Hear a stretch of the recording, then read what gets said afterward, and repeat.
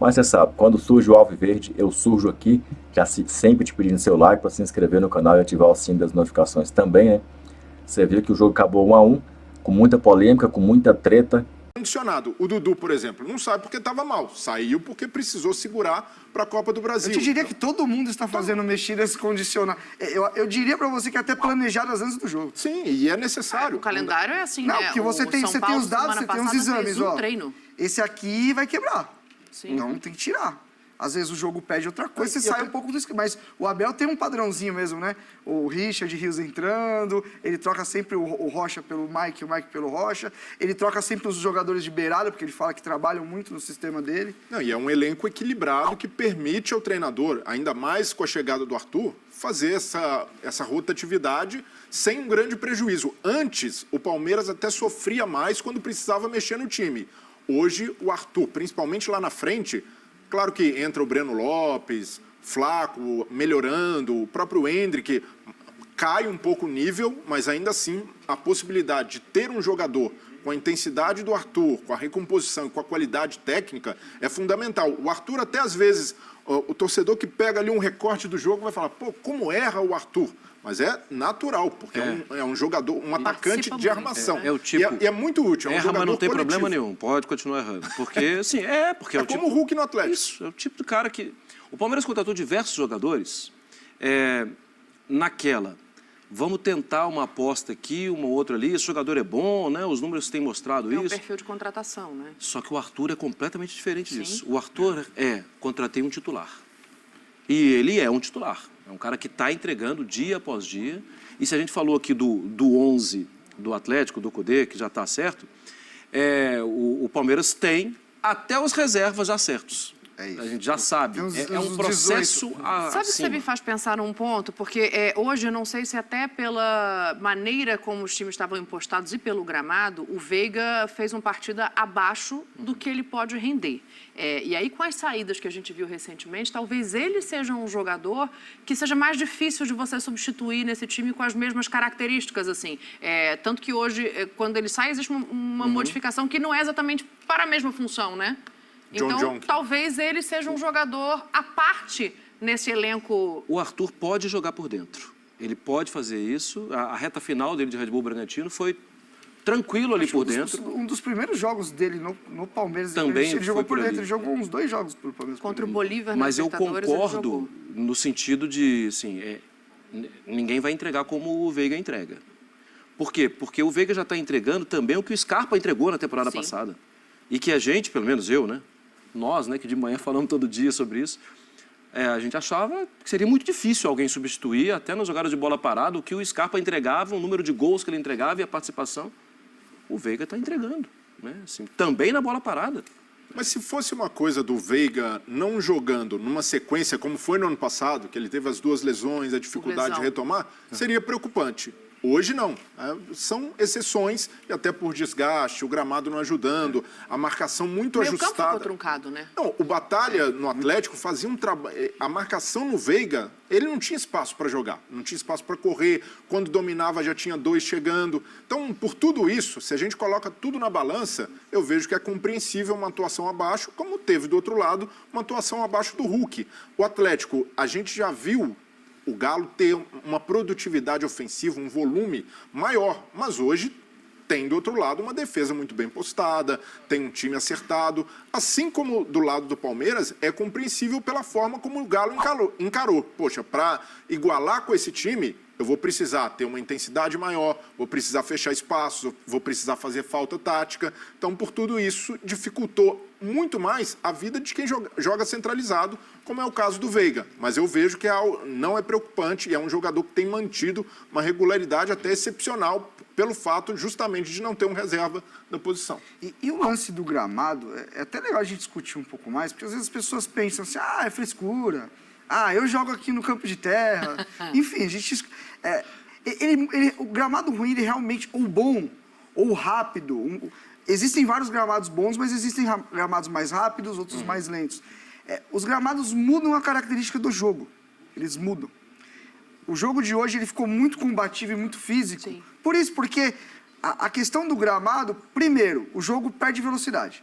Porque o jogador que às vezes usa 1, 2 toques para controlar a bola e dar sequência e ganhar milésimos de segundos para a bola sair rápido, ele já precisa de 3, 4 toques para dominar a bola. Um cara que teve dificuldade hoje, Richard Rios, quando entra. Isso, também. Não consegue conduzir. Outra coisa, a bola está sempre solta. E o que ela gera? Mais duelo físico, mais pegada. E aí, normalmente, jogos assim, os jogadores que, vamos dizer assim, que são mais refinados, ou eles se adaptam a isso e vão para a guerrinha também, para o confronto, ou eles realmente ficam mais apagados. O Zarate, para mim mesmo, ele não fez um jogo como a gente sabe que ele é capaz de fazer. Ele fez um jogo de fechar espaço. É isso. Já que ele não conseguia e o Zarate com normalmente é um jogador de dominar e acelerar. Dominar e acelerar. Quando domina, né, Renato? Exatamente. O Zé, em vários momentos, bola que ele domina já dominando para o espaço, que a gente fala direcionando o domínio, já fica mais difícil. Então você amarra o jogo. E aí o Abel é um dos grandes guerreiros contra os gramados do Brasil. Eu estou muito com ele. Eu acho que quando você pega um bom gramado, esse jogo merecia um gramado para a gente ver o máximo dessas equipes. E a gente não viu por uma questão, é aquilo, é dar uma Ferrari para eu dirigir, não adianta, vai dar ruim.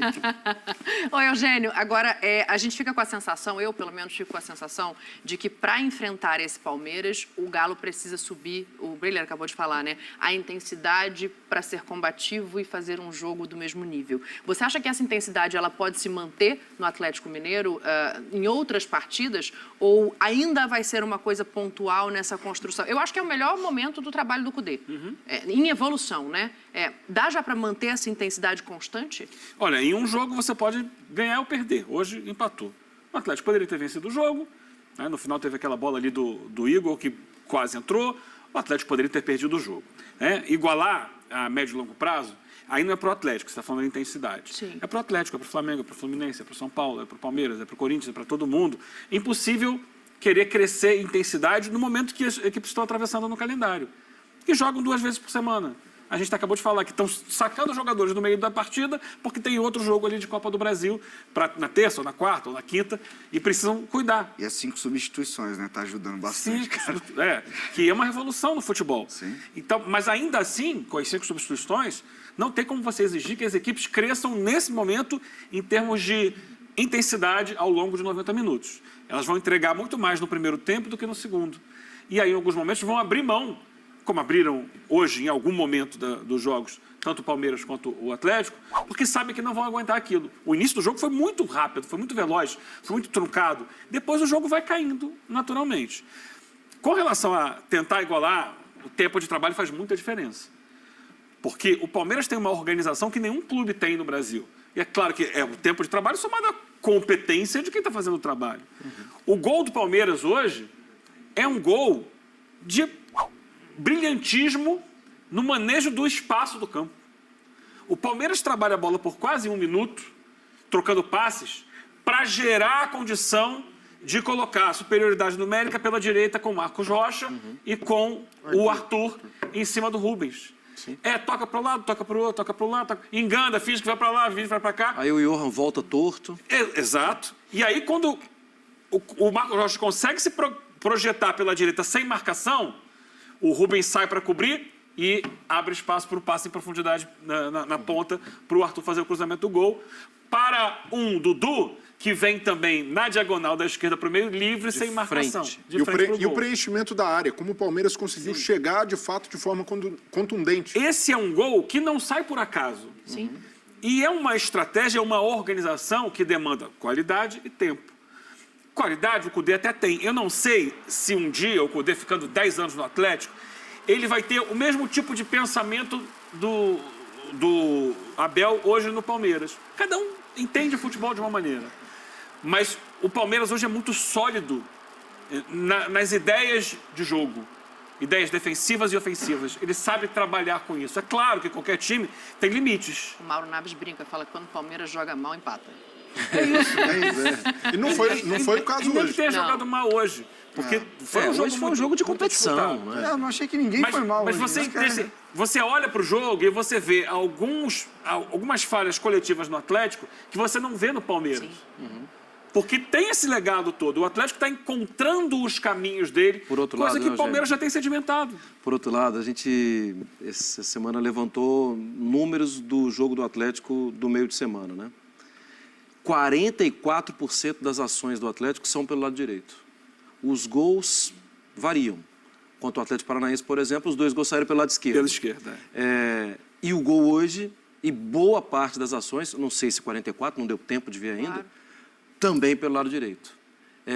E ainda assim, continua forte pelo lado direito. Se eu sei, eu não sou nenhum gênio, os adversários sabem, né? Eu parto do princípio que lá tem muito mais gente muito mais qualificada que eu. Os caras sabem que o jogo do Atlético muito sai por ali. Só que sai forte. Então é difícil combater. Hoje, de novo, saiu jogada por ali e saiu o gol por ali. Sim, é saber uma coisa, né? Conseguir combater é outra completamente diferente. A gente falou de 1-1, o jogo acabou empatado no começo, o primeiro gol foi anulado, que foi um gol do Rony. Nossa, que pintura. Então, vamos dar uma passada na imagem, porque gerou alguma polêmica sobre estar ou não impedido. É um gol lindo, mas existe ali a possibilidade do impedimento. O VAR acaba recomendando a anulação do gol. Então, quero ouvir vocês sobre isso. E acima de tudo é um gol muito Rony, né? Muito. Meu, Ele luta por isso. Que insuportável no bom sentido, cara. Os 2 zagueiros, ele briga, ele tromba. Esse cara é realmente o que ele tem de saúde pra correr. 1,60 m e qualquer coisa, né? Exatamente, é sacanagem. Foi um gol muito com a característica dele. Né, e no começo ele deu muito trabalho para a defesa do Galo. Aí ele dá, você é louco. Ele se aproveitou também do gramado nessa situação, porque jogo vivo, aí Sim, é um é território perfeito para o Rony. Essa não é a imagem utilizada pelo VAR, que a gente viu, mas na imagem do VAR é uma imagem quase de linha de fundo, quase ali da marca de escanteio. Ali fica muito difícil, até para ser didático, como é a proposta da CBF, de mostrar claramente que o jogador estava em impedimento, porque o ângulo não favorece e o ângulo não favorece nem mesmo traçar as linhas. Sim. Então, por essa imagem, se o VAR só tinha essa imagem, ali, de fato, é muito complicado. A gente precisa padronizar a câmera do impedimento. Precisa ser igual em todos os jogos. No jogo do Corinthians, o gol do Roger Guedes é analisado ao vivo, isso entra no telão, a torcida do Corinthians até participando, e com a imagem lateral, com a câmera como deve ser.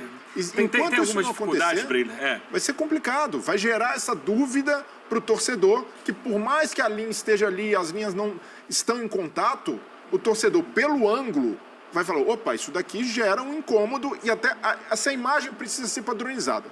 Todos os estádios precisam ter uma câmera lateral, senão vai gerar margem para discussão e para contestação da marcação. A câmera lateral existe, ela mostra os lances abertos e tal, normalmente, mas eu acho que houve uma dificuldade nesse lance pela distância do passe.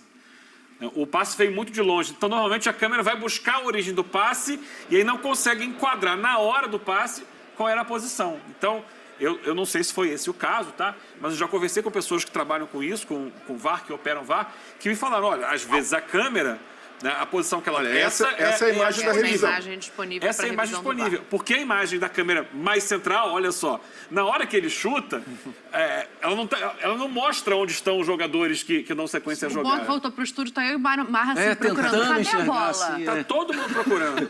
Agora, assim, eu me pego a uma questão. Eu sei que o cara que está lá operando o VAR, ele tem que dar uma decisão. Ele tem que traçar a linha com o que ele tem de imagem. Mas se ele não tiver certeza num lance que não é interpretativo, não é melhor ele respeitar a decisão de campo?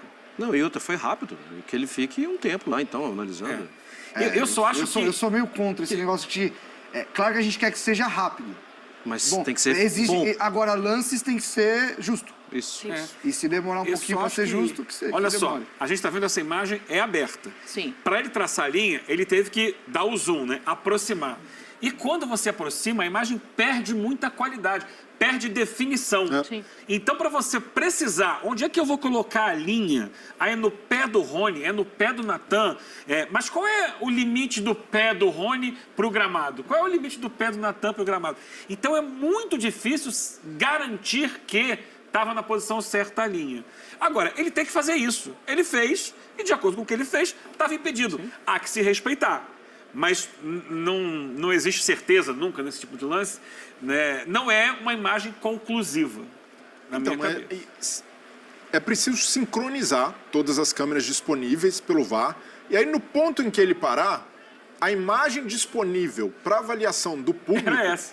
Não, mas tem que ser a lateral. Porque Mas essa é uma câmera lateral, eu só acho que ela só estava meio posicionada meio errado. É que, na verdade, Então, o mas ideal era que tivessem duas câmeras laterais. assim, uma em quem recebe e a outra em quem dá o passe. Lateral, se a gente for ver a altura do impedimento, ele é quase no meio de campo. Então, Ela tá bem lateral mesmo. Então. Porque ela tá acostumada a trabalhar um pouco mais ali perto da entrada do Exato. você do tem a terço câmera ofensivo. 1, que é a câmera central, que é a que mostra o jogo a maior parte do tempo. Essa talvez era melhor a central. É a câmera 1. Né? Você tem a câmera de impedimento, que não apareceu pra gente. Sim. E essa câmera que aparece é a câmera da linha de fundo. Então. Ela tá quase ali essa na pra mim é linha de lateral, fundo. cara. Não, mas olha só, se você Ela olhar tá de a trás. altura dela, é da Tanto linha é de que ela fundo. tá na diagonal, assim. Então, a câmera lateral ela fica no meio da intermediária. Esse é um essa lance- imagem não aparece. Eu não sei exatamente por quê. Se não estava focado, se não estava, eles dizem, calibrado. Eu não sei. Mas essa câmera não é a que fica na intermediária normalmente. Por onde foi a origem ali do impedimento, esse talvez seja um lance pra câmera central. Sim. É que a Porque câmera central, na hora do passe, Ela não pega não também, vai pegar enquadra. o porque ela Rony. não tá tão aberta. Ela tá mais, Olha, é isso Por isso que eu aí sou a mesmo. favor de câmera aberta. Ou seja, é um sempre pra fazer lance análise. dificílimo que a gente vai precisar do áudio do VAR para conseguir compreender o que passou na cabeça de quem estava ali na operação do VAR para orientar o Braulio a anular esse gol do Rony. Tem um outro lance que a torcida do Atlético fica reclamando de um pênalti. A bola bate na mão do Marcos Rocha. Mas eu não sei, eu fico com a sensação, a gente pode rever isso agora, mas que é aquele lance que assim, a bola espirra na mão depois de bater num lugar muito próximo. É o lance que o Hulk bate. Bate em outro jogador. Exato. E espirra na mão dele. Então eu quero ouvir vocês. Eu não Desvia no marcaria. Gustavo Gomes. Não, a Depois vai- velocidade do lance, cara... Ele nem abre o bração. Tem uma imagem de trás que mostra o braço um pouco mais aberto, mas a dúvida fica. O braço foi... Ele- Está mostrando a imagem depois que ele toma a bolada. Então a bolada faz... ele gira. não tem jeito, gente. Isso aí... Na verdade, quando eu tô em transmissão aí, a Renata Roel, o Simon tá com nós, aí o narrador fala, e aí, essa mão? Eu falei, não sei, velho, cada dia é uma Não coisa. sei, pergunta pra arbitragem. É isso, cada dia é uma Mas coisa. alguém marcaria Mas- este pênalti? Mas Eu não marcaria ao toque, de Eu não fato, no marcaria. braço do Marcos Rocha. Isso daí é indiscutível. Sim. Mas depois de um desvio e de um chute muito forte, que o Marcos Rocha nem tem a visão totalmente da bola, né? E a mão dele tá na frente do corpo. Ele tá gira, fazendo. ele gira, faz o movimento Não, pra se e- proteger. E outra, né? Esse lance, a bola demorou a sair por 4 minutos praticamente. O jogo a parar. Sim. Então o cara do VAR, ele teve 4 minutos para vai para lá, volta para cá, vê o braço. É verdade, tal. bem observado. Bom, então tá aí. Ninguém na mesa daria este pênalti. Galera, mais uma polêmica de arbitragem brasileira nesse jogo do Atlético e Palmeiras, 1-1. Mais um gol aí no início do primeiro tempo, no início do jogo, 6 minutos. Aliás, os 2 gols do Palmeiras com 6 minutos, né? 6 do primeiro e 6 do segundo, né? 51, né, do jogo. O segundo gol aí, que foi dado como primeiro, porque anularam o real primeiro gol, né? Foi um gol legal, um gol legítimo aí dentro da regra, né? Inclusive da recomendação da própria CBF, né? Que foi cantada aos 4 ventos pela televisão aí, pela Globo e tal, Premiere, Escambau. Ah, não, lance ajustado, vamos dar o gol. Hoje foi o que então? Eles colocaram linha até no braço do atacante para tentar colocar o cara impedido. Deixaram a bola praticamente sair do pé do cara que deu o lançamento para tentar colocar o jogador que fez o gol impedido. Tentaram de tudo. E como eles que têm o apito, como eles que têm o controle do jogo, e a CBF, através do seu presidente lá, não faz nada, ele não vem, né, dar uma entrevista, falar de um lance desse aí, né? Cadê ele, o presidente da CBF, para chegar aí, chamar uma coletiva de imprensa e falar, olha, aconteceu o lance tal aqui, isso aqui não vai acontecer, isso aqui foi um erro que não vai mais acontecer. Ou ele vai ficar calado e vai fingir que aconteceu e que foi certo isso aí. E o D'Alonso não vai continuar apitando, sendo VAR e tudo mais. Eu acho que a opção 2 é o que vai acontecer. Me surpreenderei se ele aparecer na coletiva aí pedindo desculpas aí, né, pelos árbitros terem errado e falando que vai punir, vai dar um gancho aí de 1 ano para esse D'Alonso e mais um gancho aí para o outro árbitro de campo, que não foi só esses lances, mas ele também carimbou os lances, né? Ele carimbou, claro que ali não é culpa dele, né? O lance do impedimento não é culpa dele. Então eu acho que o árbitro de campo errou menos, mas esse do vídeo aí hoje estava de brincadeira mesmo, né? Ou ele é muito ruim, ou ele estava de brincadeira, ou coisa pior. Vamos ficar nas primeiras 2 opções, né? Porque esse negócio de apostas aí, né? É melhor ficar nas 2 primeiras opções, né? Deixa que o pessoal que está investigando as apostas investigue as apostas E, aliás, esses lances aí também tem que correr investigação sobre esses lances, né? Por que um gol como esse é anulado depois da recomendação ser lance ajustado, deu gol? Eles não entenderam que isso é lance ajustado? Eles colocaram a linha no braço do atacante, deixando a bola praticamente sair do pé de quem chutou, de quem deu o passe, a assistência, e aí falam que o cara está impedido. E anulam um gol laço desse. Se fosse um gol comum, um gol sem querer, um gol de barriga do Renato Gaúcho, ainda ia. Mas o cara fazer um golaço desse aí contra 2 zagueiros, o cara baixinho, Nanico, acabou de ser convocado para a seleção brasileira, mete um golaço desse aí. Aí eles vão e anulam o gol do cara.